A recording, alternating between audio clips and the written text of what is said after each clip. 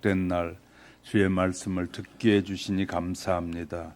또 우리 자신을 돌아볼 수 있는 은혜도 주시니 감사합니다. 주의 성령님 우리의 마음을 어루만져 주시고 우리의 죄악된 요소들은 다 제하여 버리시고 오직 주님께 영광이 되고 성삼위 하나님께 기쁨이 되는 귀한 시간이 되게 하옵소서. 연약한 정도 주의 도구로만 쓰여지는 시간이 될 걸 믿고 예수 그리스도의 이름으로 감사 기도드립니다. 아멘. 하나님께서 말씀하시는 약속을 소중하게 여기는 믿음의 성도들로 다 성장해 가시기를 주님의 이름으로 축복합니다. 각자 무치라는 이 용어를 아십니까? 뿔이 있는 소는 날카로운 이빨이 없고 이빨이 날카로운 호랑이는 뿔이 없습니다. 날개 달린 새는 다리가 2개뿐이고 날 수 없는 고양이는 다리가 4개입니다. 이쁘고 아름다운 꽃은 열매가 변변찮고 열매가 귀한 것은 꽃이 별로 안 예쁘다라고 합니다. 세상은 참으로 공평하다는 말입니다. 장점이 있으면 반드시 단점이 있고 때론 단점이 장점이 되고 장점이 단점이 되기도 한다는 것이에요. 이것이 세상입니다. 불평하면 자신만 손해볼 뿐 세상은 바뀌지 않습니다. 진정으로 우리에게 행복을 주는 것은 감사라는 삶의 태도에 있다라고 말합니다. 행복은 감사하는 마음에서 나온다라고 말하기도 합니다. 외적인 환경에서 오는 것이 아닙니다. 지금 행복을 맛보시려고 먼저 감사의 조건을 찾아야 된다는 거예요. 감사의 조건. 인생에 누구를 만나느냐, 어쩌면 한 사람의 인생이 좌우될 수도 있습니다. 한번 생각해봐요. 파리의 뒤를 쫓아다니면 변소주의만 돌아다닌다는 거예요.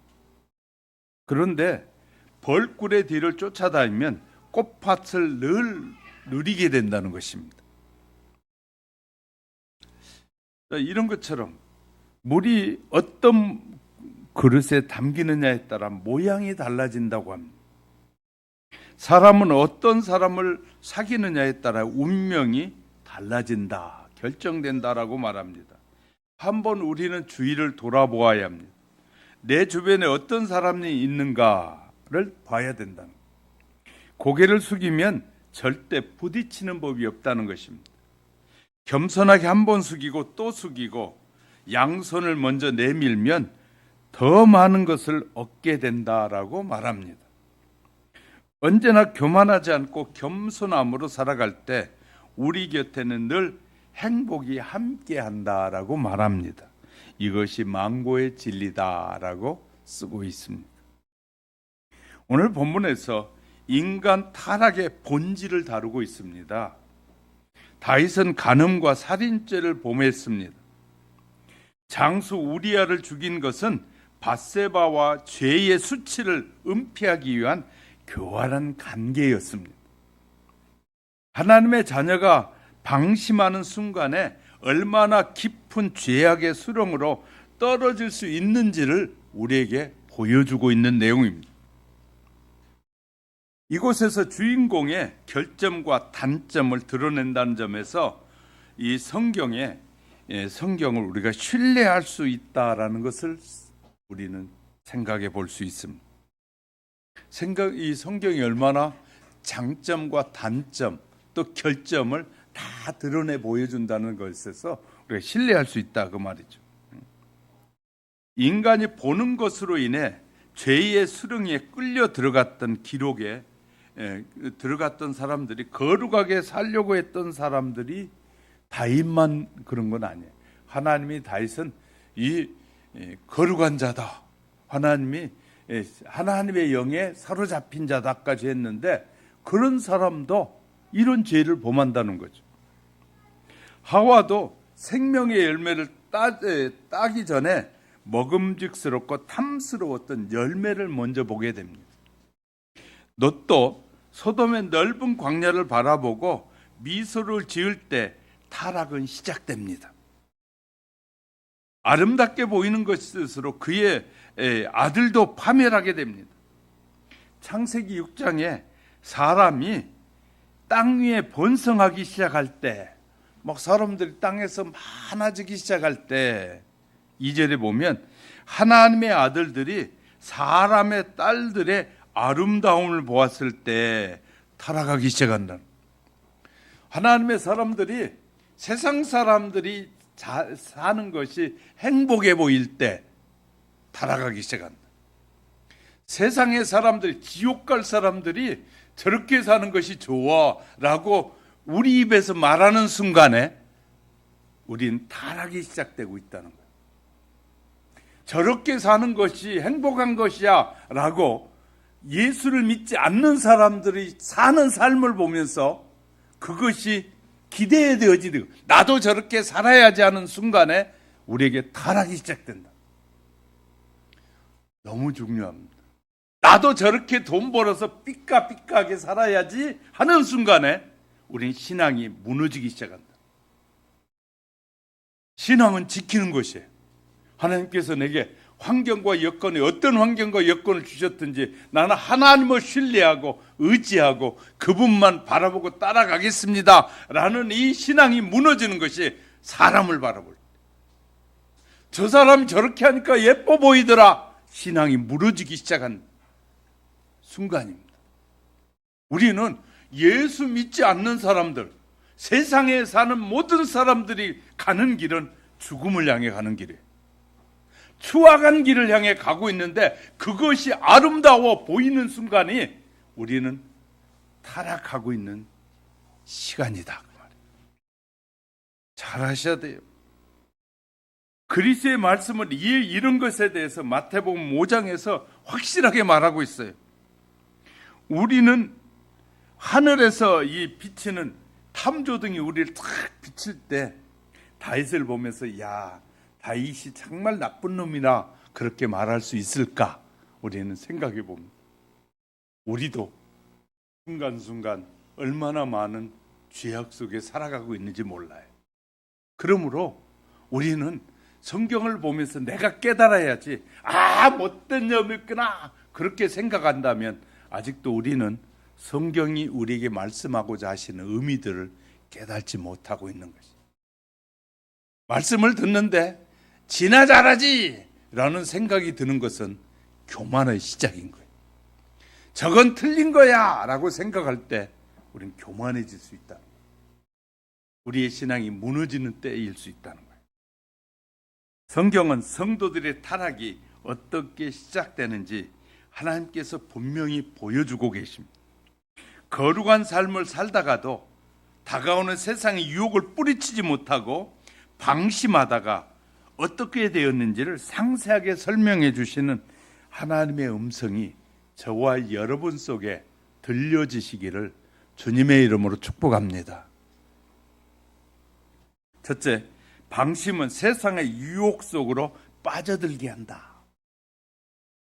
사무엘하 11장 2장은 자세히 보면 된낮 오후에 침대에서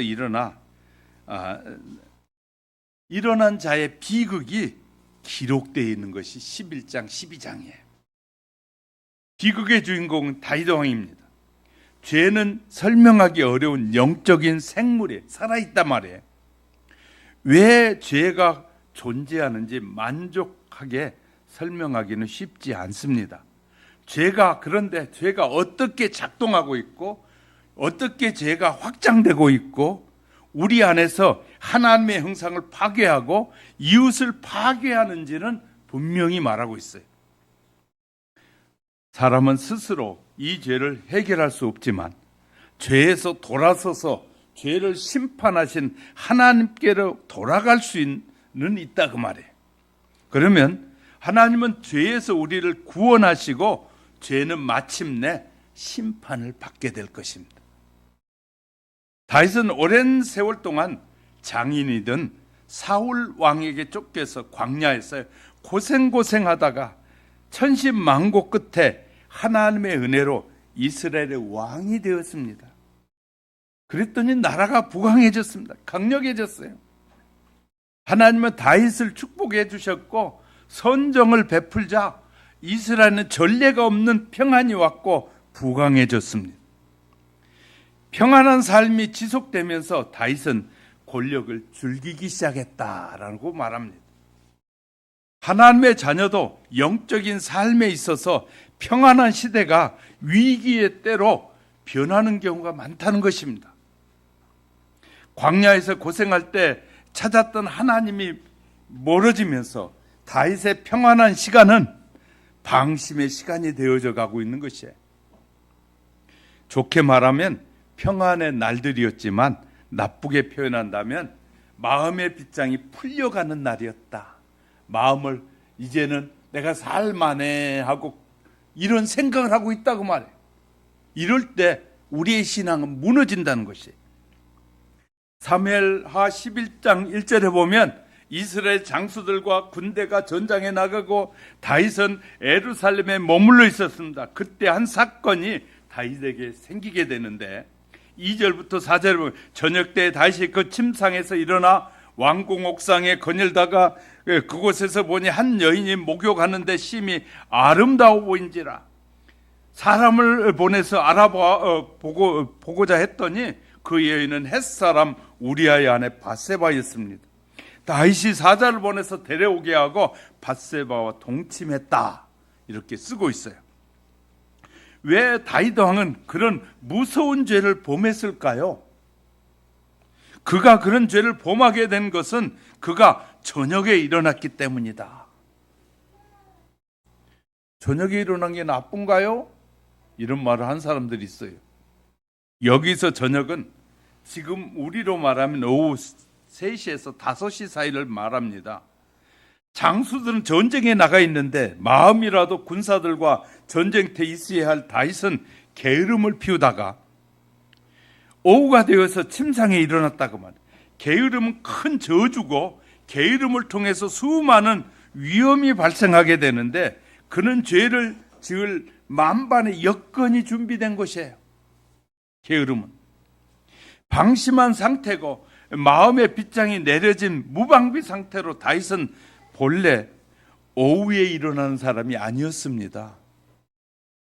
다윗이 쓴 수많은 시편에서 아침에 하나님을 찾아 배웠다라고 기록하고 있어요. 다윗이 빈둥거리며 오후에 일어났던 것은 그가 매일매일 무너지고 있던 뜻이에요. 늦게까지 자고 있었다는 것은 이제 다윗이 무너져 가고 있다는 말이에요. 광야에서처럼 매일 아침에 하나님의 음성을 듣던 다윗이었다면 죄를 이길 수 있었을 것입니다. 마음의 장벽이 무너지자 죄가 그 사이를 틈타고 들어온 거예요. 하나님을 섬기며 사는 자녀들은 매일 매순간 하나님만 의지하는 일에 전념해야지 그것이 얼마나 중요한지 몰라요. 하나님을 의지하지 않고 살아가는 어떤 순간도 안전하지 않다는 것입니다. 누구든지 이런 사실을 부인할 수 있겠습니까? 예수님께서 우리에게 마태복음 26장 41절에서 시험에 들지 않기를 기도하라. 시험에 들지 않기를 기도하라. 하신 말씀은 참으로 귀한 말씀이에요. 죄는 눈덩이처럼 커지는 본질을 가지고 있어요. 죄는 놀랍게 커져요. 다윗은 밧세바와 동침하였는데 사무엘하 11장 5절에 보면 밧세바가 임신을 하였다. 그 다음 성경 기록들은 죄가 어떻게 다윗을 파괴하고 가고 있는지 적나라하게 기록에 보여주고 있습니다. 밧세바의 임신은 다윗의 마음을 흔들어 놓기에 충분했어요. 악이 승리한 이 양심 속에 악이 지배하기 시작했고 통치가 시작됩니다. 마음을. 다윗의 선택은 자기의 보기에는 지극히 제한적이었고 죄가 주인이 되어 자신을 파멸로 이끌어가기 시작하고 있는 거예요. 다윗은 자신의 죄악을 숨기기 위해서 날을 새면서 대책을 준비하게 됩니다. 밤새면서 기도하던 다윗이 날을 새면서 죄를 숨기려고 준비하는 사람이 되었다고 말해요. 그에게 마음의 평화가 사라지고 지옥에서 온 것 같은 마음이었을 겁니다. 마음이 지옥으로 바뀌니 주위가 온통 지옥으로 변하는 거예요. 죄를 감추려던 다윗은 전장에서 싸우고 있는 우리아를 불러와서 아내인 밧세바와 시간을 보내도록 계획을 준비합니다. 전쟁 중에 갑작스러운 휴가를 받은 장수에게 준 것이에요. 전쟁하고 있는 장수를 불러다가 휴가를 줘버리는 거예요. 다윗은 돌아온 우리아에게 싸움이 상황을 물어보고서 칭찬하더니 집으로 가기를 종용합니다. 왕은 먹을 음식을 우리아에게 철저하게 대접하면서 집에 가서 잠시 쉬고 오라는 상을 준다고 말해요. 전쟁하고 있는데 온 군인들은 전쟁하고 있는데 장수에게 상을 준단 말이에요. 전쟁이 안 끝났는데. 얼마나 가증하고 얼마나 비참한 일입니까? 죄는 사람을 비참하게 하고 처참하게 만듭니다. 죄는 죄를 낳음으로 문제가 커져갑니다. 우리아는 왕에게 너무 충성스러운 장수여서 왕의 이런 배려하심에 감동을 받아서 집에 가지 않고 성문에서 머물게 됩니다. 다윗은 크게 당황하고 왜 집에 가서 아내와 자지 않느냐라고 물었습니다. 그랬더니 우리아가 이렇게 답변해. 11절 보세요. 11장 11절에. 왕이시여 하나님의 언약궤와 여기 보세요. 우리아는 마음이 어디가 있는지. 왕이시여 하나님의 언약궤와 장군들과 동료들이 전장에 있는데 어찌 제가 집에 가서 먹고 마시고 내 처와 자리이까? 다윗은 이런 충성스러운 우리아를 기만하고 무던히 기만하려고 애를 쓰고 있는 거예요. 죄 짓기도 참 힘들지요. 그 다음날 다윗은 우리아를 술에 취하게 합니다. 그는 성문에서 군사들과 잠을 자고 아내에게로 가지 않았습니다. 다윗은 모든 악한 계획이 실패하자 우리아의 손에 편지를 써서 군대 장관인 요압에게 보내게 됩니다. 15절에 이렇게 편지를 썼습니다. 그 편지에 써서 이르기를 너희가 우리아를 맹렬한 싸움에 앞세워 두고 너희는 뒤로 물러가서 그로 맞아 죽게 하라. 자신을 죽이려는 편지를 들고 전쟁터로 돌아갑니다. 우리아는 다윗의 웃음과 호의 뒤에 무서운 사악함이 숨어 있는 것은 상상이나 했을까요? 요압은 왕의 명령에 따라 우리아를 다른 군사와 함께 죽게 합니다. 죄는 독버섯처럼 자라나서 그것을 먹는 자는 서서히 그러나 완전히 파괴됩니다. 사람의 마음속에 하나님의 형상이 파괴되어지고 짐승의 형상을 새겨 넣습니다. 하나님과 완전히 분리하게 하고 영원히 사망에 이르게 하는 것이 사단이 하는 죄를 짓게 하는 목적이에요. 우리아 장례가 마쳐지자마자 다윗이 밧세바를 데려와서 아들을 낳습니다. 그렇게 성경이 기록하고 있어요. 그리고 27절에 보면 다윗의 소위가 여호와 보시기에 악하였다. 하나님의 평가가 나와요. 다윗은 그 악한 일을 어떻게 멈추지 않고 계속하였을까요? 그만큼 죄가 무섭다는 것을 사실을 우리에게 말하고 있어요. 어떻게 그런 죄를 짓고 있는지 몰라요.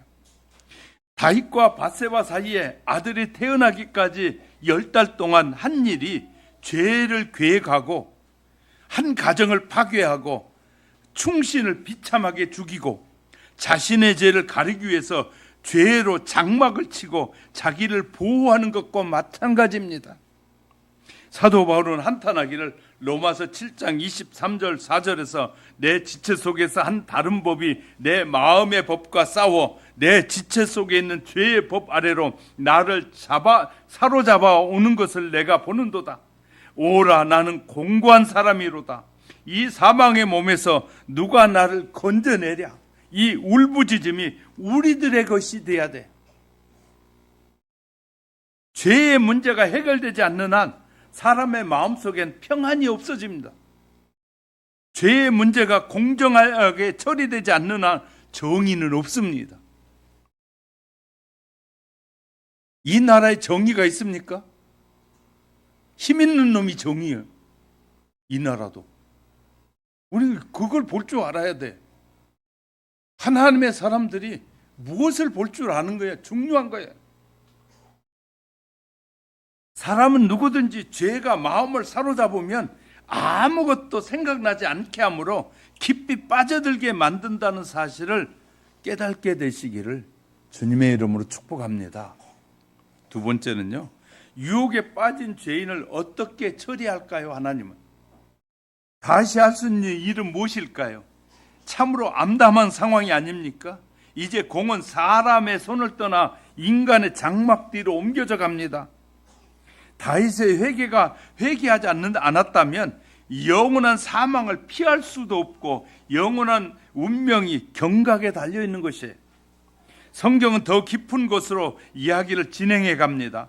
하나님은 다윗의 이런 해모스러운 죄의 문제를 어떻게 다루십니까? 사람이 왜 해결할 수 없는 죄의 문제를 하나님이 어떻게 다루시는지, 이것이 가장 중요한 문제입니다. 하나님께서 선지자 나단을 다윗에게 보내십니다. 마음이 무디어서, 우리의 마음이 무디어지면 성경을 읽어도 뭐가 죄인지 아닌지 분별이 안 됩니다. 그러나 우리의 마음이 이 말씀으로 돌아오게, 하나님께 돌아오면 말씀을 읽는 순간에 말씀들이 나를 막 휘젓는 걸 보게 됩니다. 그것이 죄구나, 이것이 내가 잘못된 삶을 살았구나 알게 되는데, 성경을 읽어도 무엇이 죄인지를 모르는 것은 우리의 마음이 하나님에게서 멀어질 때 일어난 현상이거든요. 하나님의 음성을 다윗이 듣지 않으니 비밀스럽게 지은 죄를 공개적으로 다 드러내버리신 하나님. 12장에서 나단이 다윗에게 이렇게 이야기를 시작합니다. 1절에서 4절. 왕이시여, 한 성에 두 사람이 있었는데 하나는 소와 양이 풍부한 부자고 다른 한 사람은 작은 암양 새끼 한 마리만 키우는 가난한 사람이 있었습니다. 그런데 부자에게 손님이 찾아오자 부자가 가난한 사람의 양을 빼앗아 손님을 대접했습니다. 왕이시여, 이런 일을 어떻게 처리해야 합니까? 다시 크게 그때 분노합니다. 5절 6절에 다시 크게 노하여 나단에게 이르되, 여호와의 사심을 가리켜 맹세하노니 이 일을 행한 사람은 마땅히 죽을 자라. 저가 불쌍히 여기지도 않고 이 일을 행하였으니 그 양 새끼를 4배나 갚아줘야 하리라. 다윗은 여전히 하나님의 이름을 자신의 입에 올리면서 무엇이 옳은지를 말하고 있어요. 그 선고가 자신을 향하고 있는 줄도 모르고 있을 뿐입니다. 우리가요, 어리석어지면 자기가 어떤 짓을 하고 있는지도 모르는 거예요. 다윗은 그 사람이 마땅히 죽어야 한다고 사형을 선고하자 그 말을 듣던 나단 선지자가 다윗을 향하여 말합니다. 11절 12절. 당신이 그 사람이라. 하나님이 이처럼 이르기를, 내가 여호와의 말씀을 업신여기고 악을 행하고 우리아를 죽이고 철을 빼앗았느니라. 너는 이 일을 은밀히 남들이 모르는데 행하였으나 나는 온 이스라엘 앞에서 백주에서 이 일이 치욕거리가 되게 할 것이다. 누구에게 하는 거예요? 이게 하나님을 믿는 다윗에게 하는 일이에요. 다윗은 엄청 충격을 받았을 겁니다. 하나님과 신하들 앞에서 적나라하게 밝혀진 자신의 죄악으로 인해 공포에 떨어야만 할 겁니다. 다윗은 하나님의 불타는 눈동자 앞에 자신이 서 있음을 깨닫게 됩니다. 하나님의 심판대 앞에 선 자신을 보았고 영원한 운명이 경각에 달린 것을 뼈저리게 느꼈다고 말해. 다윗은 죄를 인정하고 고백하기를 13절에 다윗이 나단에게 이르되, 내가 여호와께 죄를 범하였노라. 다윗의 훌륭한 점은 예수 믿어도 죄를 고백하지 않는 자는 훌륭한 사람이 아니에요. 죄를 깨달았을 때 죄를 고백하는 게 중요해요. 다윗의 훌륭한 점은 이름이 바로 훌륭한 점이 여기에 있습니다. 그는 자신의 죄를 핑계하지 않고 하나님 앞에 인정합니다. 온 나라가 알고 손가락질 당할 일이 생겼으나 다시는 하나님 앞에 정직하게 죄 지었음을 인정합니다. 사람은 누구든지 하나님 앞에 무엇인들 숨길 수 있겠습니까? 그래서 12장 13절 14절 보니까 나단이 다윗에게 말하되 여호와께서도 당신의 죄를 사하셨나니 당신은 죽지 아니하려니와 이 일로 말미암아 여호와의 원수로 크게 비방할 거리를 얻게 하였으니 당신이 낳은 아이는 반드시 죽으리이다. 성경은 여호와의 원수로 크게 회방할 거리를 얻게 하였다라고 정확하게 기록해 주는데 그 말의 의미가 뭐냐? 여호와의 원수는 사탄을 말하고 있는 것이에요. 사탄이 이렇게 주장하는 거예요. 다윗은 이제 내 소유가 됐습니다. 그는 반드시 죽어야 합니다. 하나님 앞에 그렇게 말하는 거예요. 왜? 죄를 지었으니까 죽어야 한다는 거예요.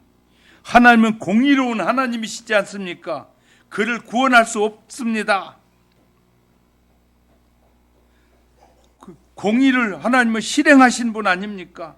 하나님은 사랑의 하나님이시라는데 어떻게 다윗 같은 사람을 사랑하면서 동시에 죽이지 않고 공의를 이룰 수 있습니까? 하나님의 율법이 사랑과 공의의 율법이라는데 그 율법은 흠이 있는 율법입니다. 왜? 죽어야 할 자를 죽이지 않으니까 흠이 있는 율법입니다. 사단이 이렇게 하나님 앞에 말한다고 말해요. 이것이 사단이 회방거리, 허위 회방거리, 하나님 앞에 회방거리가 되었다고 말해요. 이 문제를 어떻게 해결할 것이냐? 만약 죄인인 다윗이 깊이 회개한다면 회개하는 죄인을 어떻게 할 것인가? 이런 고민의 전제 조건은 다윗이 죄를 증오하고 깊이 회개하는 것입니다. 사단으로부터 분리되어서 하나님을 앙망하는 것, 하나님을 바라보고 하나님께 구하는 것이에요. 회개하지 않으면 하나님께서 고민하실 필요가 없어요. 다윗이 회개하지 않으면 하나님도 고민할 필요가 없어. 근데 하나님의 고민은 다윗이 회개하는 것이에요. 회개한 죄인, 그의 죄를 어떻게 처리할 것인가?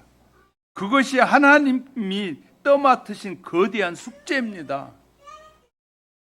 하나님의 이 문제를 기꺼이 떠맡으셨습니다.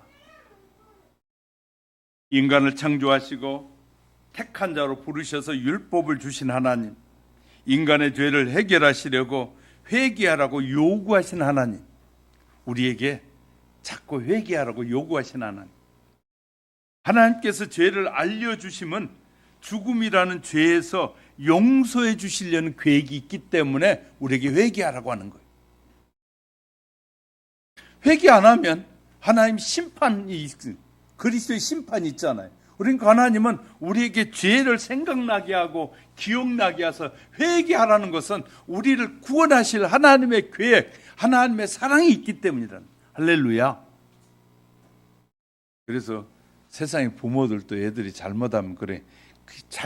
엄마가 뭐라고 말합니까? 아빠가 매를 들면 네 아빠한테 잘못했다고 그러면 되잖아. 막 엄마가 그러면 아이가 잘못했습니다. 그러면 그때 아빠는 들고 있던 해초리를 내려놓게 되는 것처럼 중요한 것이에요. 회개는요, 하나님의 마음도 녹이는 것이 회개입니다. 회개.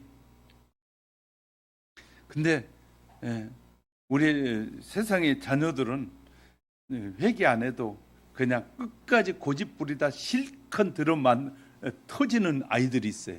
고집이 센 아이들은 부모에게도 고집을 부리다 되게 터지고 나서 실컷 터지고 나서 잘못했어요. 그런 멍청한 것이에요. 빨리 회개하라고 할 때 빨리 회개하면 터지는 매도 줄어들어요. 맞아요? 틀려요? 안 맞아봤군요. 요새는 뭐 이상한 이 교육학 박사가 애를 때리지 말라고 그래서 학교에서도 때리지 말라고, 국가에서도 때리면 이제 아이 때리잖아요. 국가에서 아이를 데리고 와버려요. 그리고 뭐 하냐면 이제 부모가 때리는 부모에게 못 맡기겠다고요. 지금 그런 시대에 우리가 살고 있어요. 그러니 교육이 엉터리가 돼버린 거예요. 건강한 매는 반드시 필요한데 세상은 마귀가 좋아하는 세상이 돼가고 있기 때문에 이 건강한 매도 못 때리게 하는 것이 이것이 우리의 지금 세상이에요. 그러니까 애들이 얼마나 고집을 많이 부리는지 몰라요. 매가 없어지고부터는 훨씬 더 아이들이 고집이 세졌어요. 자기 멋대로 하려고 그래. 매가 있을 때는 매가 무서워라도 조심했는데 매가 없어지고 나서 훨씬 더 아이들이 고집이 더 세진 거 아십니까? 반항하는 아이들이 많아졌고요. 요새는 사람을 죽은 사람의 인권은 없고 죽인 자의 인권이 있어요. 웃기는 세상이에요. 사람을 죽였는데 그 사람의 인권이 있다고 사람들이 얼굴을 못 보게 가리고 가게 놔둬요. 죽였음에도 불구하고. 우리가 그런 세상에 살고 있어요. 죄인을 보호한다니까. 우리 세상의 법이 죄인을 보호하는 법들이 얼마나 많이 있는지 몰라요. 우리가 그런 세상에 우리가 살고 있으니까 저와 여러분의 분별력이 자꾸 흐려지는 거예요. 하나님의 말씀이 말하는 것과 세상이 달라져. 그러면서 세상의 법이 이렇게 말해. 하나님이 세상의 법보다 못하다는 거예요. 그건 망해가는 짓인지를 모르고 그렇게 말하는 거 있어요. 세상에. 저는 성도 여러분, 하나님이 우리를 채찍을 가해서라도 죄를 깨닫게 하시면 우리를 용서하시려는 하나님의 사랑이 있다는 사실을 깨닫게 되시기를 주님의 이름으로 축복합니다. 세 번째는 죄인을 십자가의 사랑으로 해결하십니다. 본문 15절 16절을 보세요. 우리아의 아내가 다윗에게 낳은 아이를 여호와께서 치심에 심히 앓은지라. 다윗이 그 아이를 위하여 하나님께 간구하되 다윗이 금식하고 안에 들어가서 밤새도록 땅에 엎드렸으니 다윗은 자기의 죄악을 생각하면서 회개합니다. 그리고 그의 눈물로 회개하기를, 그 눈물의 회개가 어디에 있는 줄 아십니까? 여러분 빨리 성경 찾아보십시오. 시편 51편. 빨리 성경 시편 51편을 빨리 찾으세요. 다윗이 이때 회개하면서 했던 기도가 시편 51편이에요. 뭐라고 기도했는지 한번 읽어보시라고 지금 하려고 그래. 시편 51편. 자, 찾으셨어요? 같이 시편 51편을 찾으셨으면 자, 51편 찾으셨으면 아멘. 시편 51편을 우리가 함께 다시 회개의 기도가 여기에 기록되어 있습니다. 한번 우리 몇 절까지만 읽느냐면 한 여기 7절까지만 그냥 읽겠습니다. 시작.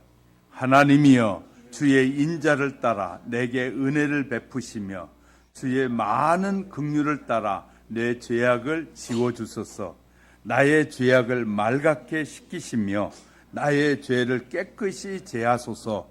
물은 나는 내 죄가를 아우니 내 죄가 항상 내 앞에 있나이다. 내가 주께만 범죄하여 주의 목전에 악을 행하여 싸우니 주께서 말씀하실 때 의로우시다 하고 주께서 심판하실 때 순전하시다 하리이다. 내가 죄악 중에서 출생하였음이며 어머니가 죄 중에서 나를 잉태하였나이다. 보소서. 주께서는 중심이 진실함을 원하시오니 내게 지혜를 은밀히 가르치시리이다. 우슬초로 나를 정결하게 하소서. 내가 정하리이다. 나의 죄를 씻어주소서. 내가 눈보다 희리이다. 여기까지만 읽읍시다. 자, 이렇게 죄를 깨끗게 해달라고 회개의 기도를 하게 돼요. 하나님께서 원하시는 제사는 상한 심령이다. 계속해서 그 아래서 설명합니다. 하나님께서 우리에게 원하시는 것은 상한 마음, 아픈 마음. 하나님, 내가 죄로 인하여 아픈 마음을 하나님이 원하신다, 그 말이에요. 하나님께 자랑할 것은 죄를 씻기 위한 우리의 상한 심령이라고. 내가 죄악 중에 출생하였으며 피 흘린 죄에서 나를 구원하소서. 다윗은 죄의 실체가 무엇인지를 알았다, 그 말이에요. 사람 마음속에 독을 품고 또아리를 틀고 앉아서 언제든지 우리를 파괴할 수 있는 거대한 죄의 실체를 알았다는 거예요. 자신의 힘으로 어쩔 수 없는 이 어마어마한 죄의 세력을 알게 됐다, 그 말이에요. 그가 그의 죄와 동력자로 일했다면 다윗은 자신이 얼마나 큰 죄인인지를 깨닫게 된 것입니다. 사도 바울은 똑같은 고백을 합니다. 로마서 7장 24절에 오라, 나는 공고한 사람이로라. 이 사망의 몸에서 누가 나를 건져내랴. 그 일의 비참함을 보고 구원을 호소하는 다윗, 회개하는 다윗, 그 이 죄와 그 회개한 죄인을 어떻게 할 것인가? 본문 18절에 보세요. 18절에 보면 다시 돌아가서 12장 18절에 이렙 만에 그 아이가 죽으니라. 하나님은 죄로 잉태한 다윗의 아들을 죽게 하셨습니다. 그렇게 하신 것은 모두 이스라엘 사람들에게 죄의 결과가 얼마나 무서움을 보여주고 계시는 것이라는 것. 보여주셔서 죄를 예방하기 위해서 이렇게 하나님께서 샘플로 보여주고 계셔요. 하나님은 생명의 주인이시므로 죄 없는 이 아이의 생명을 하나님이 다시 주실 것입니다.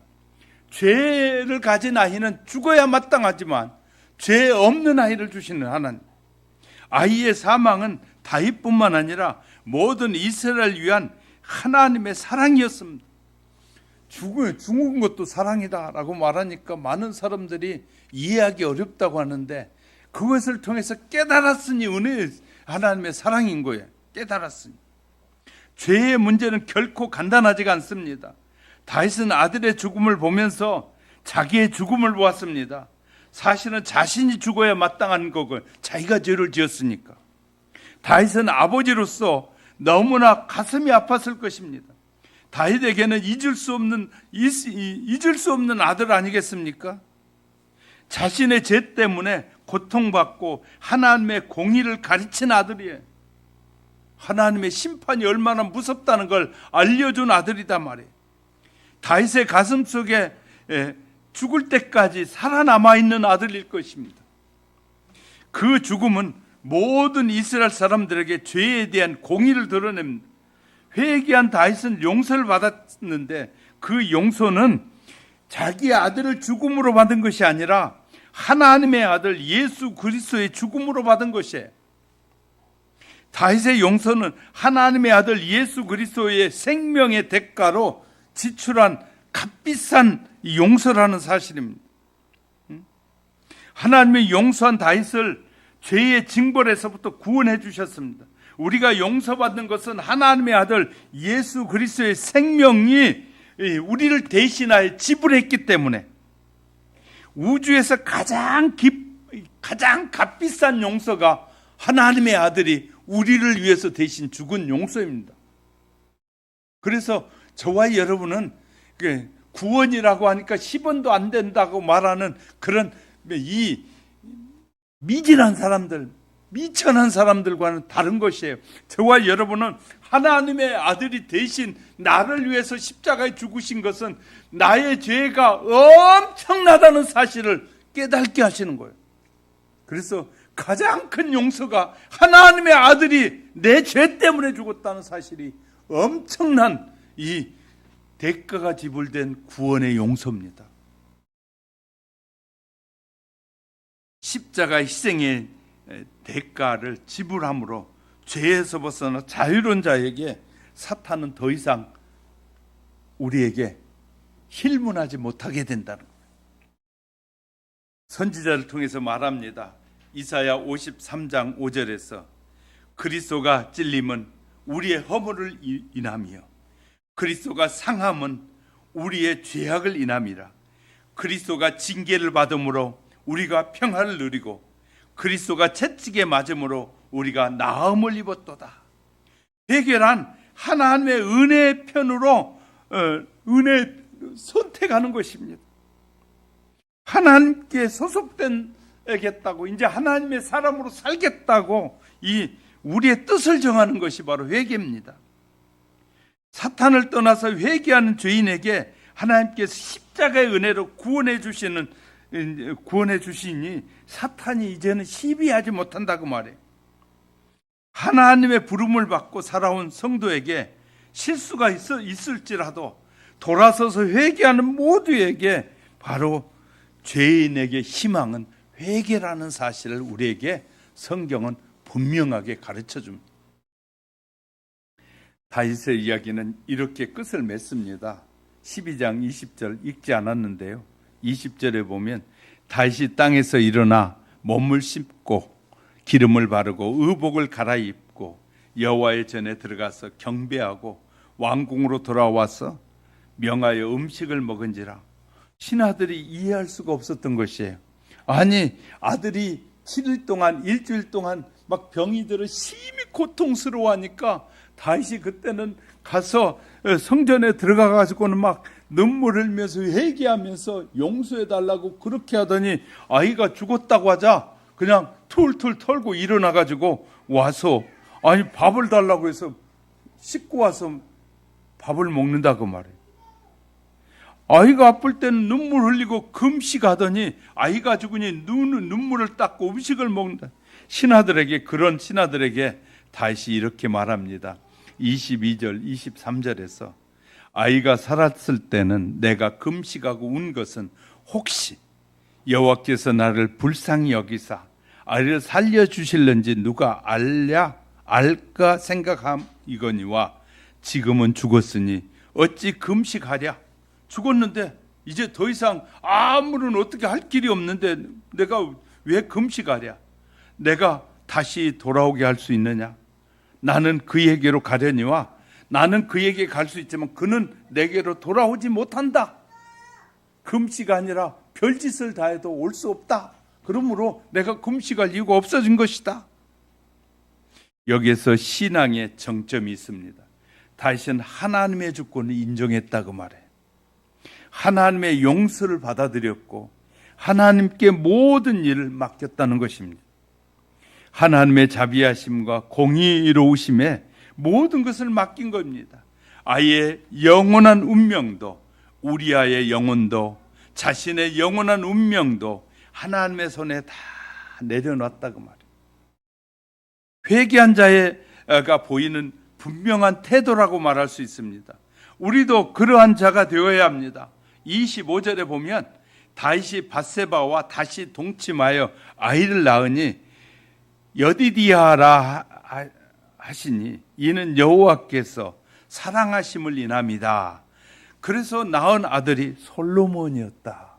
하나님이 이제 용서한 다윗에게 위로하면서 그를 사랑의 아들을 줬는데 솔로몬을 주셨다고 말해요.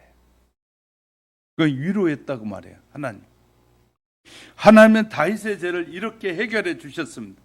사람이 결코 할 수 있는 일은 하나님께 맡기면 대신하여 죄에 대하여 공의를 회개한 죄인에게는 십자가 희생을 통해서 구원과 생명을 주기 위해서 죄에서 구원해 주신다는 사실을 저와 여러분 믿으시기를 예수 그리스도의 이름으로 축복합니다. 이런 사실을 우리에게 분명히 말씀하고 있어요. 이제 말씀을 정리합니다. 하나님의 용서에서 전제되는 조건은 회개입니다.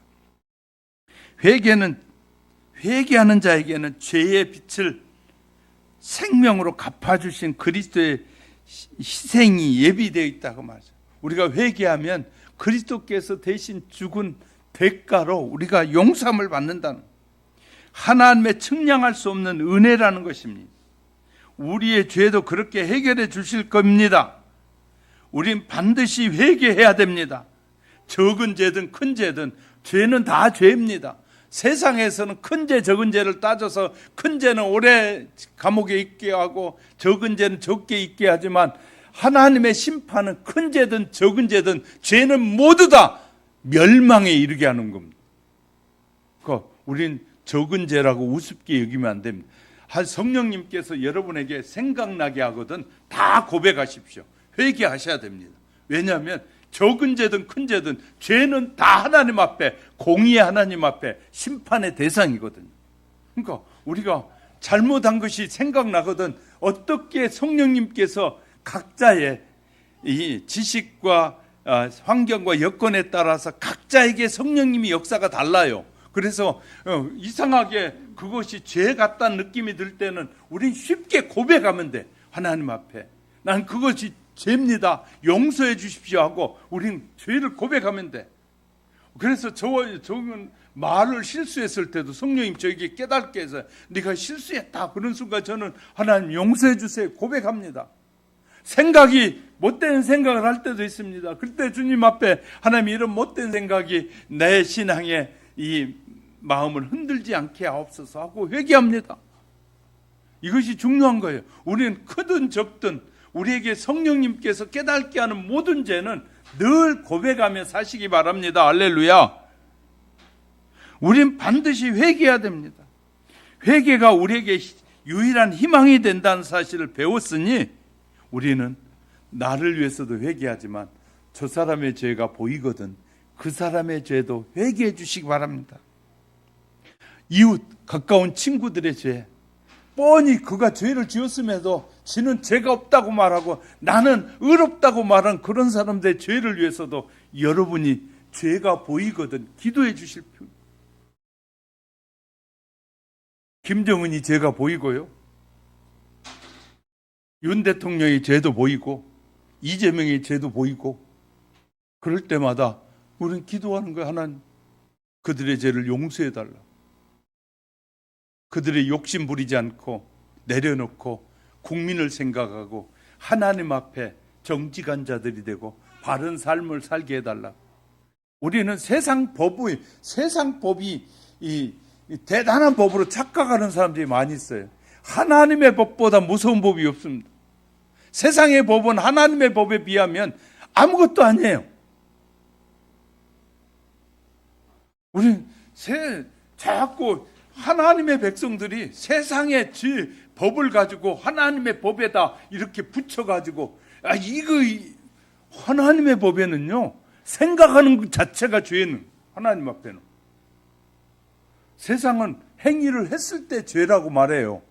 증거가 분명할 때 죄라고 말해요. 그러나 성경은 우리가 나쁜 생각, 잘못된 꿈을 꾸는 것 자체도 죄라고 말하잖아요. 그러니까 하나님의 법의 잣대와 세상의 잣대와는 달라요. 이건 우리가 분별하는 지혜가 필요한 것이거든요. 그래서 우리는요, 다른 사람이 저도 마찬가지입니다. 성도들이 보지 못한 것을 하나님에 보여주시면 저는 기도합니다. 하나님, 누구누구가 이런 것을 못 보고 있는데 하나님 불쌍히 여겨주옵소서. 이렇게 기도하는 것이에요. 이것이 하나님의 사람들이 하는 일이에요. 내 자신이 못 보는 죄는 다른 사람이 또 기도해 주는 거예요. 저가 보지 못하고 짓는 죄에 대해서 또 기도해 주기도 하고. 그럴 때 우리가 협력해서 선을 이루는 것이고, 우리는요 다른 사람들의 허물이 여러분 기도할 때 보여지거든. 그 문제를 위해서 기도해 주는 지혜가 필요한 거예요. 그것이 하나님의 사랑이 여러분의 마음에 있기 때문인 것이에요.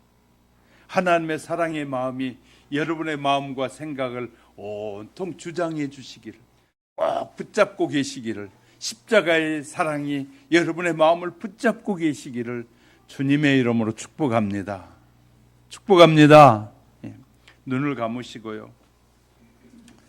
여러분, 회개는 여러분에게 희망입니다. 영원한 하나님의 나라에 들어갈 수 있는 유일한 길입니다. 그런데 우리가 성령께서 회개하게 하는 성령께서 역사해서 깨닫게 하고 회개하라고 하는데도 거절하는 죄는 용서받지 못한다고 성경은 분명히 말합니다. 그러므로 성령님께서 깨닫게 하시는 죄악들은 아낌없이 고백하시기 바랍니다. 그럴 때 여러분에게는 그것이 영원한 천국에 가는 희망이고 빛이라는 사실을 잊지 마시고, 이 시간에 우리 잠시 하나님 우리에게 은혜를 베풀어 주시고, 나도 이렇게 신앙이 스스로 있다고 말할지 모르지만 나도 넘어지기 쉬운, 방심하면 언제든지 넘어질 수 있으니 늘 말씀 중심의 삶을 살고 기도하는 삶을 살고 하나님 안에 살게 해달라고 잠시 기도합니다. 하나님 아버지,